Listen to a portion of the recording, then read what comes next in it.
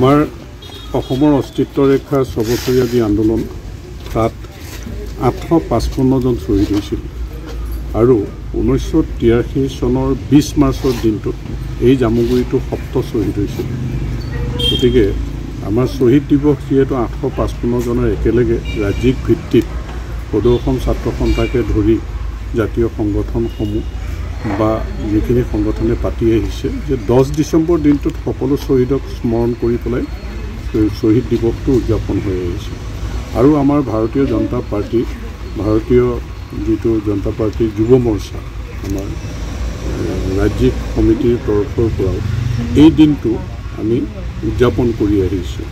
বিভিন্ন জিলাত উদযাপন কৰিছে, যোৱা বছৰ নলবাৰীত কৰিছে, 2020 চনত আমাৰ তেজপুৰত কৰিছে। গতিকে প্ৰত্যেক জিলাই জিলাই এই শ্বহীদ দিৱসটো উদযাপন কৰি আহিছে।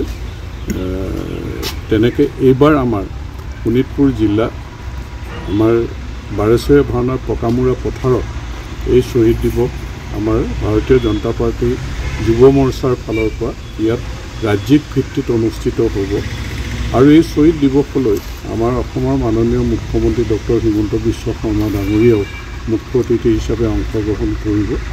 আৰু আমাৰ দলৰ ৰাজ্যিক সভাপতি ভৱেশ কলিতা ডাঙৰীয়াকে ধৰি বহুকেইজন অতিথি আমাৰ নেতা ইয়াত উপস্থিত থাকিব। আৰু আমাৰ জিলাখনৰ সকলো শ্বহীদ পৰিয়ালকে আমি আমন্ত্ৰণ জনাইছোঁ, তেওঁলোকৰো ইয়াত পৰিয়ালবৰ্গ উপস্থিত থাকিব। আৰু লগতে আমাৰ এই অঞ্চলৰ ৰাইজ আমি সকলোকে আমন্ত্ৰণ জনাইছোঁ সেই দিনটোত শ্বহীদক শ্ৰদ্ধাঞ্জলি জনাবৰ কাৰণে, সেই দিনটো উদযাপন কৰিবৰ কাৰণে।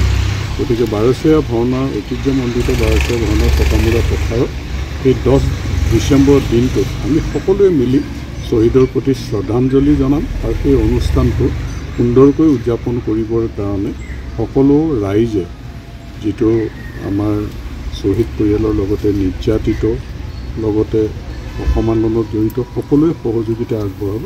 আমি সুন্দৰভাৱে এই দিনটো উদযাপন কৰিবৰ কাৰণে আয়োজন কৰিছোঁ আৰু সকলো ৰাইজক এই দিনটোত তাত উপস্থিত হ'বৰ কাৰণে আমন্ত্ৰণ জনাইছোঁ। আপুনি বিচৰা বাতৰি পাব কেৱল নিউজ 18 এপত। নিউজ 18 এপ ডাউনলোড কৰিবলৈ স্কেন কৰক এই QR কোড।